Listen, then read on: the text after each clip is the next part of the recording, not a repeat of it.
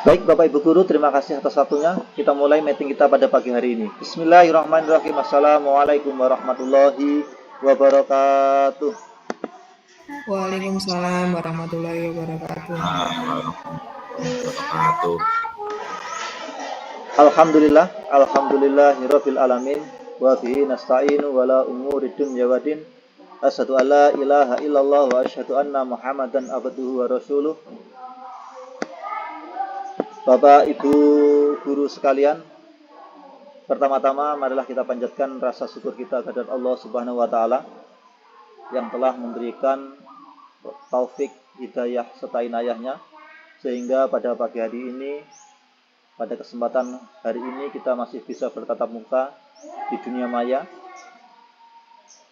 dengan keperluan untuk memenuhi tugas saya sebagai calon guru penggerak untuk menyampaikan sosialisasi pengimbasan budaya positif untuk SDN 2 Sedarat. Kedua kalinya salawat salam tetap tercurahkan kepada junjungan kita Nabi Agung Nabi Muhammad SAW yang telah merintis umatnya dari zaman jahiliyah menuju zaman Islamiyah seperti yang kita alami pada pagi hari ini. Bapak Ibu Guru, sebelumnya kami ucapkan terima kasih atas partisipasinya serta dukungannya atas semua apa yang bisa saya lakukan pada hari ini, pagi ini, tanpa dukungan Bapak Ibu Guru tidak akan bisa terrealisasi. Baiklah Bapak Ibu Guru, perkenalkan sebelumnya, nama saya Didik, CGP calon guru penggerak angkatan 11. Sedangkan pendamping saya yaitu Bapak Arif sebagai pengajar praktik, Sesan Ibu Salha sebagai fasilitator. Baik Bapak Ibu Guru, pada pagi hari ini saya akan menyampaikan sosialisasi pengimbasan budaya positif yang akan saya laksanakan di SDN 2 Sedarat. Berikut ini merupakan kegiatan dimensiasi di sekolah mengenai pemahaman dan budaya positif.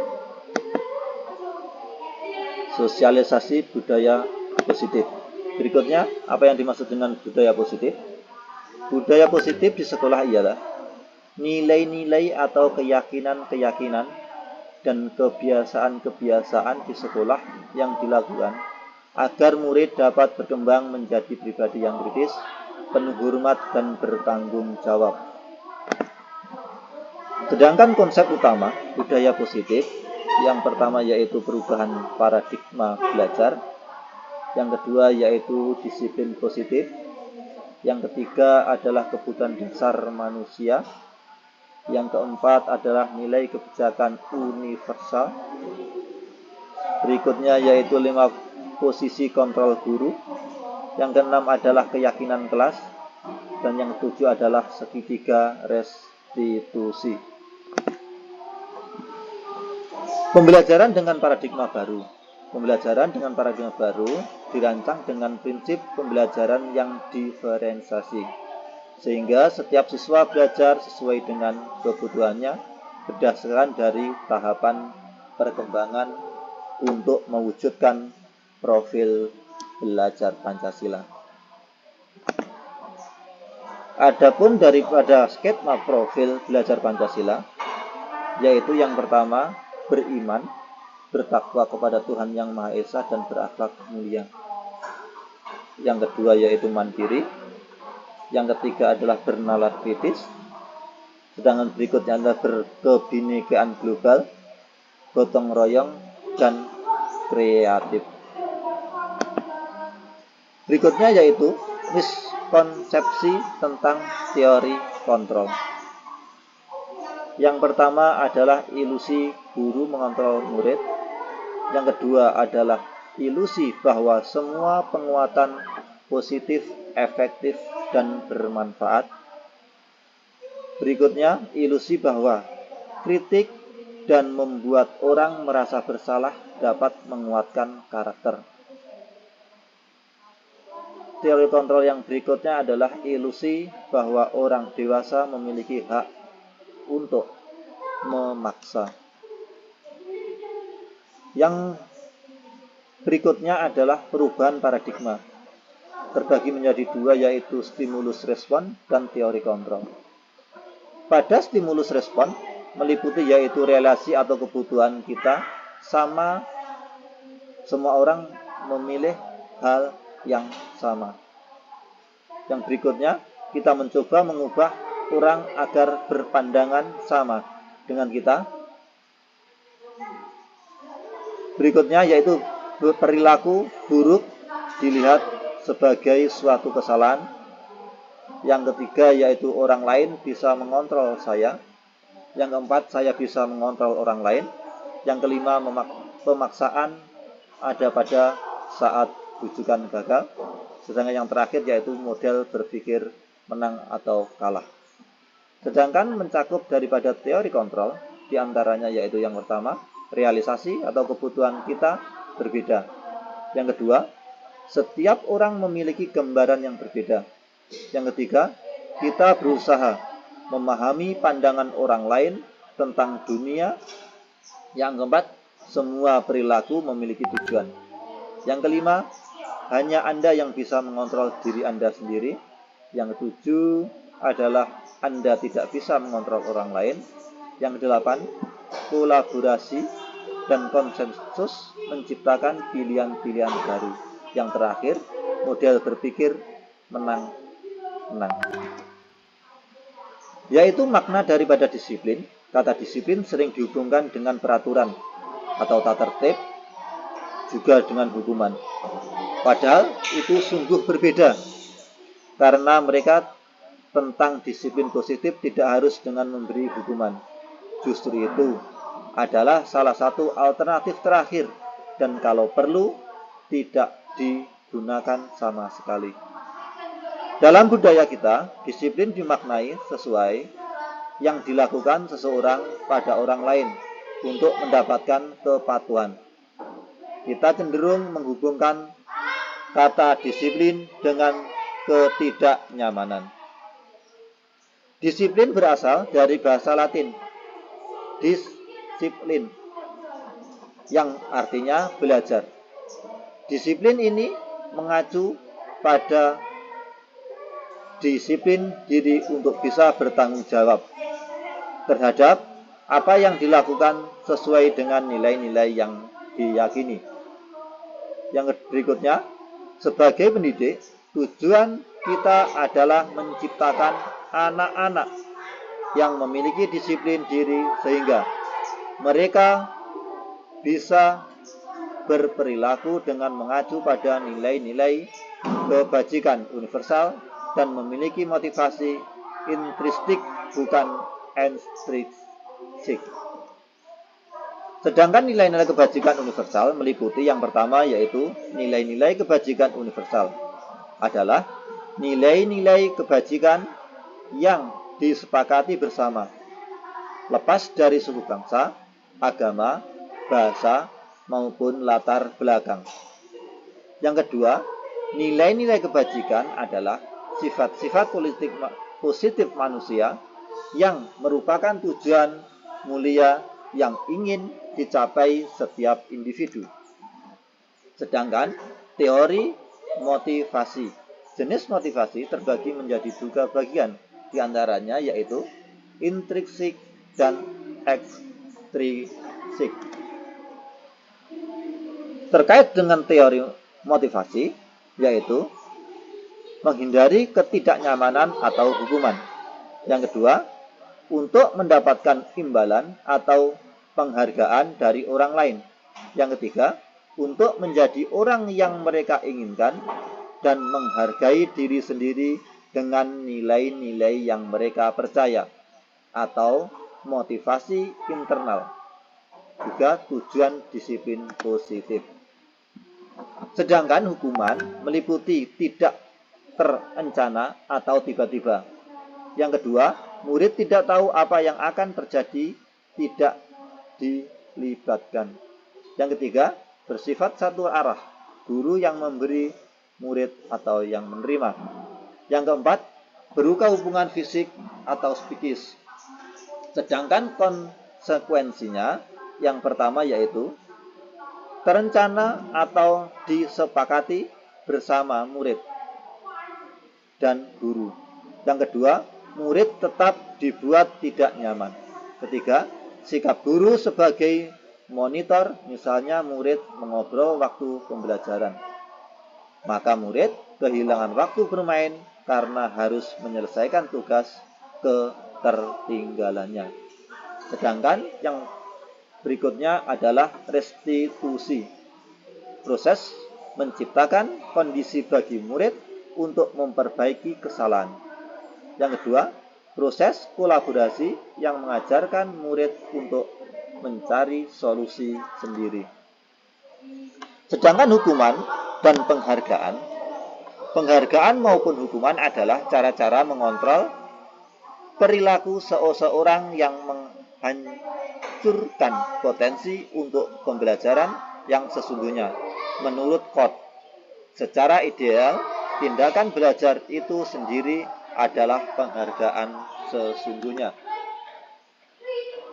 Penghargaan meliputi yaitu pertama, penghargaan tidak efektif, penghargaan merusak hubungan, penghargaan mengurangi ketepatan, penghargaan menurunkan kualitas, penghargaan mematikan kreativitas, penghargaan menghukum. Berikutnya yaitu keyakinan kelas. Suatu keyakinan akan lebih memotivasi seseorang dari dalam atau memotivasi intrinsik. Seseorang akan lebih tergerak dan bersemangat untuk menjalankan keyakinan daripada harus sekedar mengikuti serangkaian peraturan. Pembentukan keyakinan kelas meliputi yang pertama yaitu keyakinan kelas bersifat lebih abstrak daripada peraturan yang lebih rinci dan konkret. Yang kedua, keyakinan kelas berupa pernyataan-pernyataan universal. Yang ketiga, keyakinan kelas senantiasa dibuat dalam bentuk positif. Sedangkan yang keempat, keyakinan kelas hendaknya tidak banyak, hingga mudah diingat dan dipahami oleh semua warga kelas. Berikutnya yaitu keyakinan kelas sebaiknya sesuatu yang dapat diterapkan di lingkungan tersebut. Yang ketujuh, semua warga kelas hendaknya ikut berkontribusi dalam perbuatan keyakinan kelas lewat kegiatan curah pendapat. Yang terakhir, bersedia meninjau kembali keyakinan kelas dari waktu ke waktu. Keyakinan kelas itu meliputi pertanyaan mengapa keyakinan kelas atau mengapa atau bukan peraturan kelas. Ini contoh salah satu pembentukan keyakinan kelas yang ada pada murid kelas 6. Anda dalam waktu terakhir ini kami dalam sekali tiket kelas kata teman-teman seperti itu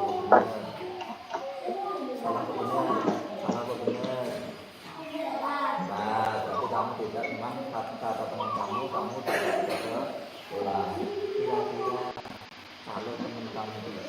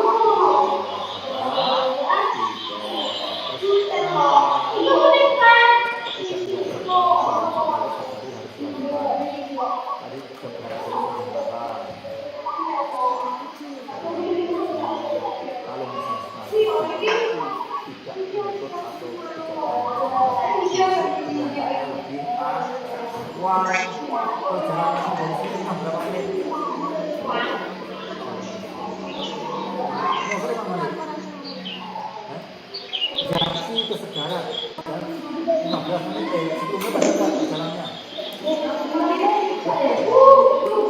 Berarti gini, setiap hari kalau misalnya kamu jalan setengah 7 masih terlambat, besok awal jam lebih setelah 4 biar kamu tidak terlambat untuk tiket sekolah, tiket ke kelas. Tahu? Paham? Nah, sekarang kita kelas yang paling langgar apa? Disiplin, untuk disiplinan. Jadi kamu melanggar di dalam kelas untuk memperbaiki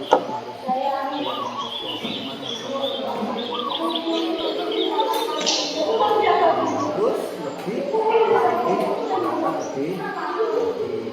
Andra, setiap orang itu mempunyai kesalahan dan kesalahan, ya.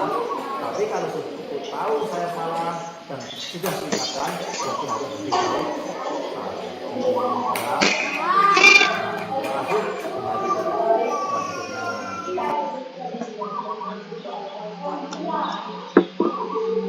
Baik Bapak Ibu sekalian, itulah tadi contoh daripada keyakinan kelas yang kami tunjukkan di kelas 6, dan berikutnya yaitu pembentukan keyakinan kelas berikutnya dari murid satu ke murid yang lain.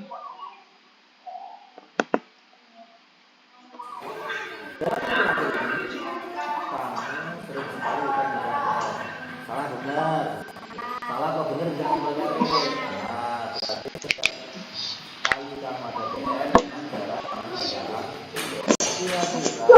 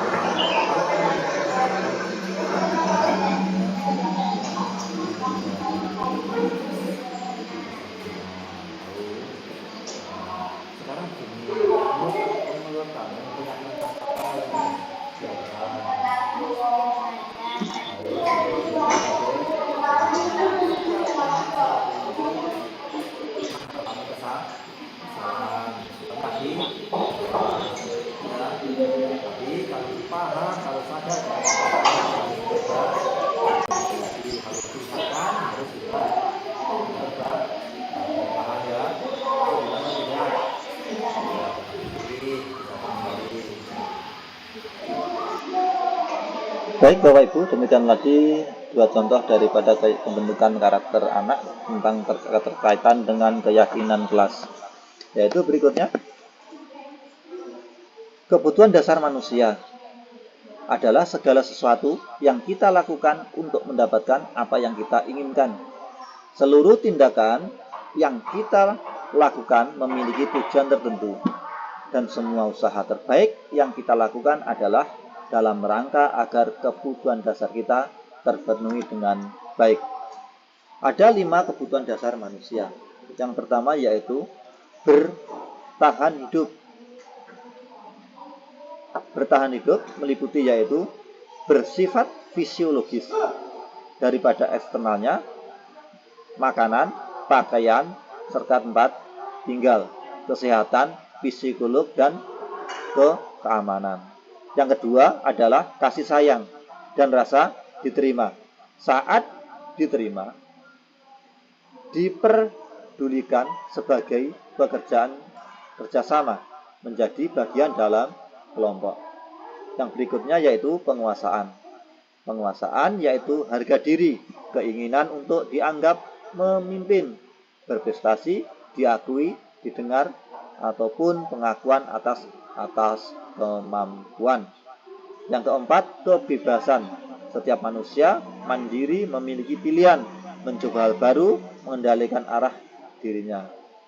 Yang kelima adalah kesenangan, meliputi canda tawa, bermain, kebutuhan, hal yang bisa menyenangkan diri kita.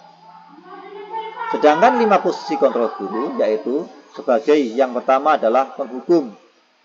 Nada suara tinggi, bahasa tubuh melotot, dan jari menunjuk-nunjuk.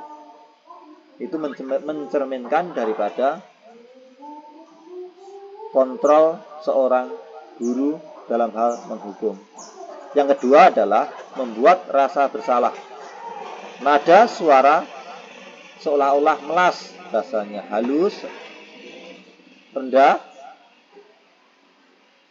sedih, bahasa tubuh merapat pada anak, seolah-olah kelihatan lesu seperti itu. Sedangkan yang ketiga adalah teman. Nada suara ramah, akrab, bercanda, bahasa tubuh merapat pada murid, mata dan senyum jenaka. Kita berhadapan dengan seorang murid diibaratkan sebagai teman. Sedangkan yang keempat adalah posisi yang keempat adalah pemantau. Nada suara datar, biasa-biasa saja. Bahasa tubuh yang formal, tidak terlalu mencolok, tidak terlalu agresif, tapi bertingkah biasa saja. Tidak mencuri istilahnya perhatian dari berbagai sudut kalangan. Yang kelima adalah manajer, yaitu nada suaranya tulus, bahasa tubuh mendekat pada anak. Setelah itu guru berbuat sesuatu bersama dengan murid, mempersilahkan murid mempertanggungjawabkan perilaku, mendukung murid menemukan solusi akan setiap masalah yang dihadapi oleh murid. Itu sebagai memposisikan sebagai manajer. Sedangkan contoh kasus misalnya yaitu tidak melakukan piket sekolah, seperti halnya yang dicontohkan dalam penerapan video tadi, yaitu keyakinan kelas bahwasanya tingkat kedisiplinan anak itu berkurang. Yang ada contoh kasusnya yaitu anak yang datang terlambat, maka bahasa yang digunakan yaitu ayo cepat, lekas bersihkan kelas, seperti itu. Itu posisinya yaitu sebagai penghukum. Sedangkan pembuat rasa bersalah yaitu bahasa yang diutarakan, berapa kali Bapak harus memberitahu kamu atau Bapak kecewa sama kamu, seperti itu. Berikutnya yaitu ya sudah, kali ini tidak apa-apa, nanti Bapak bantu bereskan. Posisi kalimat ini yaitu sebagai teman. Sedangkan kalimat sebagai pemantau yaitu kamu tahu peraturan apa? Apa kamu tahu konsekuensinya? Itu pertanyaan yang dilontarkan sebagai memposisikan diri sebagai pemantau. Sedangkan berikutnya yaitu sebagai manajer. Kalimat yang diutarakan, apakah kamu tahu kesalahan kamu? Bagaimana kamu memperbaiki kesalahan kamu? Itu contoh kalimat yang diutarakan kepada seorang murid yang melakukan suatu kesalahan dan kita berada di posisi manajer. Posisi kontrol. Pertanyaan, apakah aku? Pastinya kalimat yang digunakan adalah saya kecewa sekali dengan kamu. Seperti itu. Yang kedua, mungkin bisa kamu tidak pernah benar melakukannya. Yang berikutnya adalah apa rencanamu untuk menyelesaikan masalah ini? Ya, berikutnya, ayo lakukan dengan baik. Berikutnya yaitu kamu tidak akan mendapat nilai jika tidak mengerjakan tugas. Berikutnya yaitu segitiga restitusi. Suatu dialog yang dijalankan oleh guru agar dapat menghasilkan murid yang mandiri dan bertanggung jawab. Ada 9 ciri-ciri restitusi. Yang pertama adalah bukan untuk menebus kesalahan, namun untuk belajar dari kesalahan. Kedua, memperbaiki hubungan. Yang ketiga, tawaran bukan paksaan. Jadi, murid diberi tawaran, bukan memaksa, biar terketuk minat, terketuk rasa yang keluar dari hati murid itu sendiri. Yang keempat, restitusi menuntut untuk melihat ke dalam diri. Kita tuntun sebagai pengajar kita untuk menuntun sebuah permasalahan yang ada di dalam murid tersebut. Yang kelima, yaitu restitusi mencari kebutuhan dasar yang mendasari tindakan. Yang keenam, restitusi diri adalah cara yang paling baik untuk memperbaiki diri. Yang ketujuh, restitusi fokus pada karakter, bukan tindakan. Yang keempat, restitusi fokus pada solusi. Yang terakhir, restitusi mengembalikan murid yang berbuat salah pada kelompoknya. Segitiga restitusi alurnya yaitu yang pertama yaitu menstabilkan identitas, yang kedua adalah validasi tindakan yang salah, yang ketiga yaitu menanyakan keyakinan. Yang pertama yaitu menstabilkan identitas. Berdasarkan prinsip membuat kesalahan adalah bagian dari proses pembelajaran. Pembuatan salah itu wajar, tidak ada manusia yang sempurna.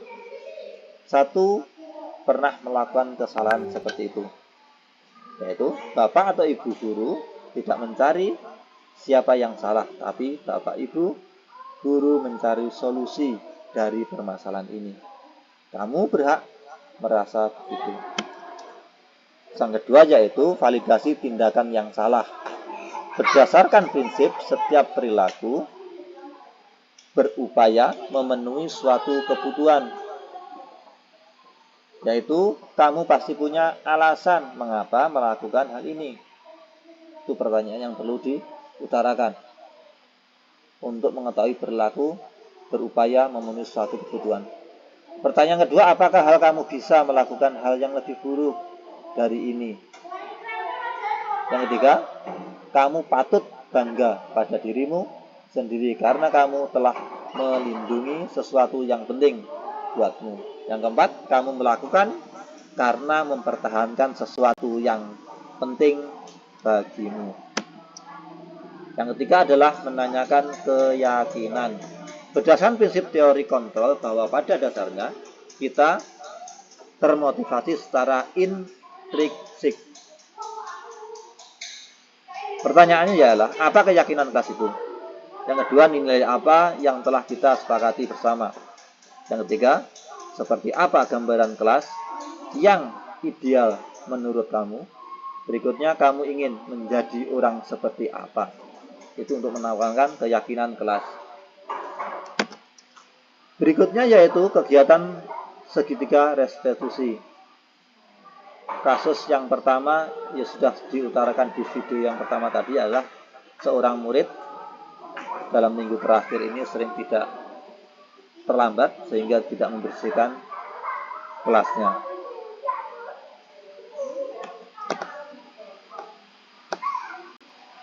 Sandra dalam waktu terakhir ini sekali tiket kelas kata teman-teman seperti itu apa benar? Salah benar. Kata teman kamu tidak ada kelas. Kira-kira kalau kamu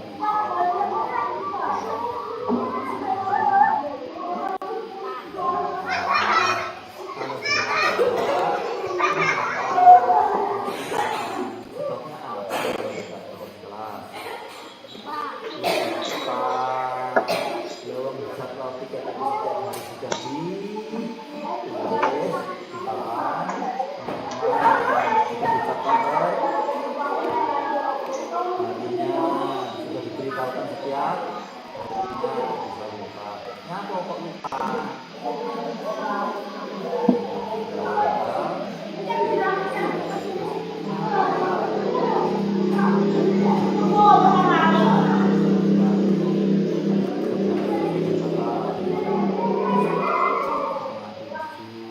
Kalau misalnya setengah tujuh itu tidak menutup atau tidak saling melanggar, besok berangkatnya lebih awal.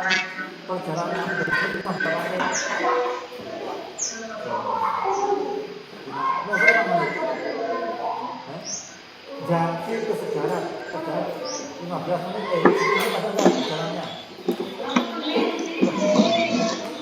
Berarti gini, setiap hari kalau misalnya kamu berangkat setengah 7 masih terlambat, besok awal jam 6 lebih seperempat, setengah 7 jam seperempat, biar kamu tidak terlambat untuk tiket sekolah, tiket ke kelas. Tahu? Paham?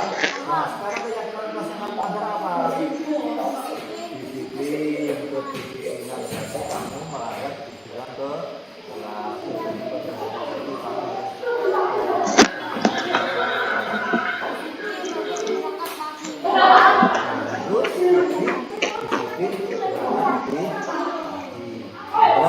Setiap orang itu mempunyai kesalahan dan kesilapan, ya. Tapi kalau sudah tahu saya salah dan sudah diingatkan, berarti harus lebih baik.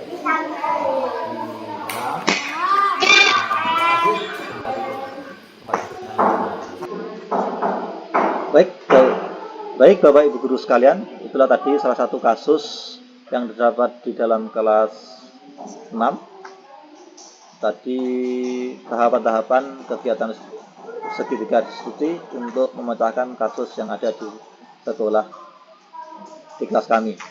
Terima kasih, demikian apa yang bisa saya sampaikan. Mungkin berikutnya adalah sesi tanya jawab. Mungkin ada Bapak Ibu guru sekalian yang ingin memberikan saran, kritik ataupun pertanyaan. Ya, terima kasih. Silakan Pak Pamuji, tolong suaranya agak dibesarkan sebab kondisinya kurang kondusif.